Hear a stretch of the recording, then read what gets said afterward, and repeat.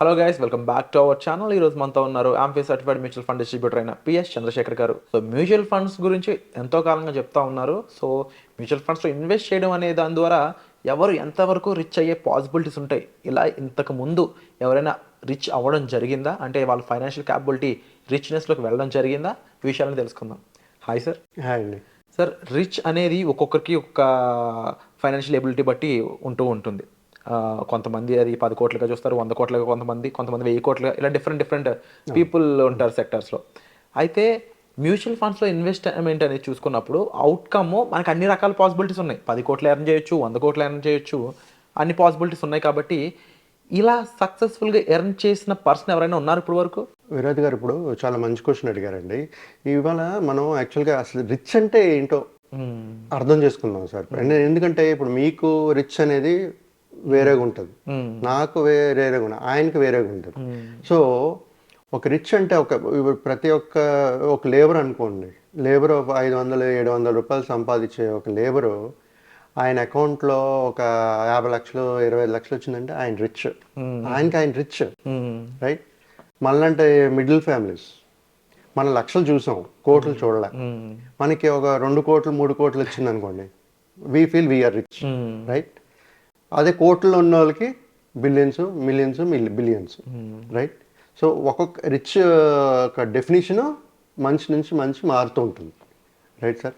ఇప్పుడు మనం ఇది అండర్స్టాండ్ చేసుకోవడానికి ఒక ఫ్యామిలీ గురించి మాట్లాడుకుందాం సార్. కేస్ స్టడీ అనుకోండి, లేకపోతే నా కస్టమర్ ఎవరైతే అడిగారో అది అనుకోండి. ఒక కస్టమరు ప్రతి నెల ఒక 20K సిప్ వేసుకుంటూ ఇన్వెస్ట్ చేస్తూ వెళ్ళారు సార్. ఓకే, ఒక 8 ఇయర్స్ అనుకోండి, 8 ఇయర్స్ 10 ఇయర్స్ అనుకోండి. ఆ టైం ఫ్రేమ్లో వాళ్ళు ఒక కార్పస్ 2 crores అనేది క్రియేట్ చేసుకున్నారు, రైట్? వాళ్ళ ఫ్యామిలీలో ఏంటంటే వైఫ్ అండ్ హస్బెండ్, 2 పిల్లలు ఉంటారు. వైఫ్ కూడా వర్కింగ్, రైట్? ఈయన ఒక 8 to 10 ఇయర్స్ ఇన్వెస్ట్ చేస్తూ 2 crores కార్పస్ అనేది క్రియేట్ చేసుకున్నారు, రైట్?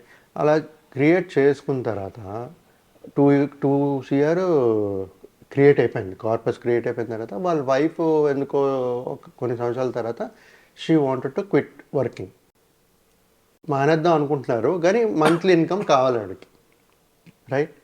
సో అప్పుడు ఏం చేయాలి? ఇన్కమ్ మరి అంతవరకు వచ్చింది, ఇన్వెస్ట్ చేశారో లేదో తెలియదు, లేదనుకున్నాం మనం.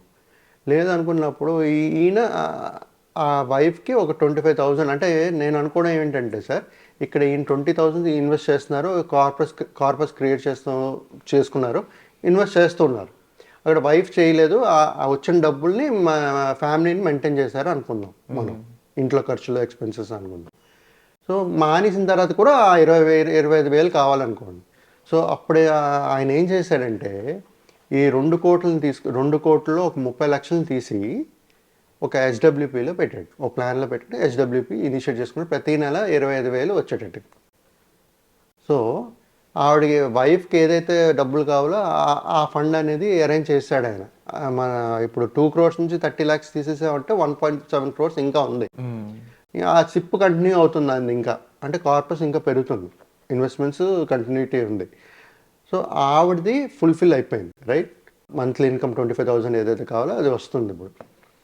పిల్లలు ఇప్పుడు ఇంకా ఉండేది ఏంటి? పిల్లల చదువు, వాళ్ళ మ్యారేజ్, ఫ్యూచర్, వీళ్ళు రిటైర్మెంట్. సో ఆల్రెడీ 1.7 crores ఉంది, అదొక కార్పస్ అనేది క్రియేట్ చేస్తుంది ఆయనకి ఉండే టెన్యూర్లో. ప్లస్ వాళ్ళ పిల్లల ఎడ్యుకేషన్ అయినా మ్యారేజ్ అయినా సరే సరిపోతుంది, ఎందుకంటే వాళ్ళు ఇన్వెస్ట్మెంట్స్ అనేది కంటిన్యూ చేస్తున్నారు. ప్లస్ ఇంక్రీజ్ చేసే ఛాన్సెస్ కూడా చాలా ఎక్కువ ఉన్నాయి. సో ఎవరైనా, నేను చెప్పేది ఏంటంటే సార్, ఎవరైనా స్టార్టింగ్ ఎర్లీ ఏజ్లోనే స్టార్ట్ చేసుకుంటూ వెళ్తే రిచ్ అనేది మీకు చెప్పాను కదా, డిఫైన్డ్ బై ఒక పర్సన్ టు పర్సన్ ఉంటుంది. అవును, మనకి ఎంత కావాలి, మనకి ఎంత డబ్బులు వస్తే మనం రిచ్ అనుకుంటామో మన రిచ్. మ్యూచువల్ ఫండ్స్లో 100% రిచ్ అయిన వాళ్ళు చాలామంది ఉన్నారు. సో రిచ్ అగైన్ డిఫెన్స్ మీకు కస్టమర్స్ టు కస్టమర్ బట్టి ఉంటుంది. ఇలాంటి ఇన్వెస్ట్మెంట్ స్ట్రాటజీ ప్లస్ మనకి మంత్లీ ఇన్కమ్ వచ్చే స్ట్రాటజీ ఇంకెక్కడ ఉంది? With better returns, 12 to 15% on average.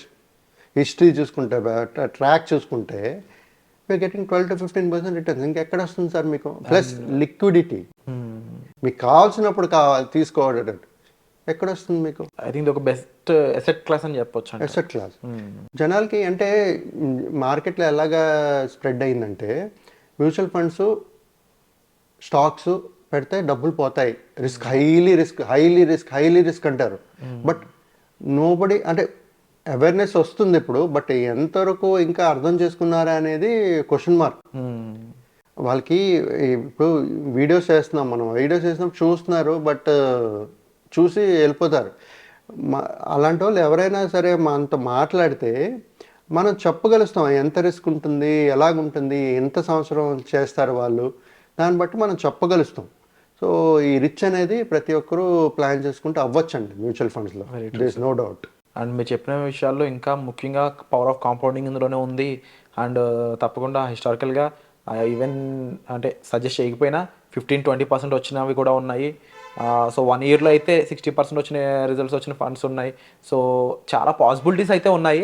But only thing ఏంటంటే రైట్ కన్సిస్టెంట్ యాక్షన్ అనేది చాలా ఇంపార్టెంట్. బట్ ఒక్కటే సార్ విరాట్ గారు, మ్యూచువల్ ఫండ్కి వచ్చేటప్పుడు long term strategy sir. Short term మాత్రం రాకండి. 20, 30, 40, 50% రిటర్న్స్ చూసి మీరు 1 ఇయర్ ఇన్వెస్ట్ చేయడానికి, 2 ఇయర్స్ ఇన్వెస్ట్ చేయడానికి మాత్రం రాకండి. మ్యాజిక్ చూడాలంటే లాంగ్ టర్మ్ చేయాలి. లాంగ్ టర్మ్ అయితేనే రండి. ఏ డబ్బులు అయితే మీకు అవసరం లేదో దానికే రండి. అలాంటి వాళ్ళు వస్తే వాళ్ళ ఇన్వెస్ట్మెంట్ అనేది ఈ 100 రిచ్ అనే ఛాన్సెస్ చాలా హై. షార్ట్ టర్మ్కి వచ్చి రిచ్ అయిపోదాం అంటే మాత్రం ఈ ఫీల్డ్, ఈ మ్యూచువల్ ఫండ్ అనేది కాదు, not suitable. Wonderful sir. And తప్పకుండా చాలామందికి మ్యూచువల్ ఫండ్స్లో ఇన్వెస్ట్ చేద్దాం అనే ఒక మెయిన్ థింగ్ ఉన్నా కానీ చాలామంది 1 ఇయర్లోనే 2 ఇయర్స్లోనే వెనక్కి వెళ్ళిపోతూ ఉంటారు ఒక ఇన్కమ్ చూడగానే. బట్ దానికంటే కూడా మీరు కాస్త పేషెన్స్తో ఓపిక బట్టి ఒక 30 ఇయర్స్ అట్లీస్ట్ 20 ఇయర్స్ మీరు వెయిట్ చేసినట్లయితే మీరు చూసే రిజల్ట్స్ అనేవి, మీరు చూసే ROI అనేది అన్ఎక్స్పెక్టెడ్ అండ్ మ్యాజిక్ నెంబర్ అనేది మీరు చూడొచ్చు. దానికి సంబంధించి మీరు ఒక కన్సిస్టెంట్ ఇన్వెస్ట్మెంట్ ప్యాటర్న్ మీరు అలవాటు చేసుకోవాలి. ఒక సిస్టమేటిక్ ఇన్వెస్ట్మెంట్ ప్లానింగ్ మీరు అమలు చేసుకుంటూ ఉండాలి. ఆ SIPని రెగ్యులర్గా చేయడం ద్వారా మీరు లాంగ్ టర్మ్లో పవర్ ఆఫ్ కాంపౌండింగ్ ద్వారా ఎంతో ఎర్న్ చేయొచ్చని మనకి చంద్రశేఖర్ గారు అయితే చెప్తా ఉన్నారు. అండ్ ఇలా ప్రీవియస్గా కొన్ని కేస్ స్టడీస్లో చాలామంది చేయడం ద్వారా ఎంతో మంచి ఒక కాపర్స్ని అయితే బిల్డ్ చేసుకోవడం జరిగింది. సో అలా మీరు కూడా ఒకరు అవ్వాలనుకుంటారా? మీ గోల్ బట్టి అమౌంట్ని అరేంజ్ చేసుకోవాలి, మెన్షన్ చేసుకోవాలి, మెయింటైన్ చేసుకోవాలి అండ్ దాన్ని బిల్డ్ చేసుకోవాలి అనుకున్నట్లయితే డిస్ప్లే అవుతున్న నెంబర్స్ కాల్ చేసి మీరు సార్ యొక్క హెల్ప్ తీసుకోవచ్చు. సో వచ్చే ఎపిసోడ్లో మళ్ళీ కలుద్దాం. Thank you so much sir. Thank you అండి.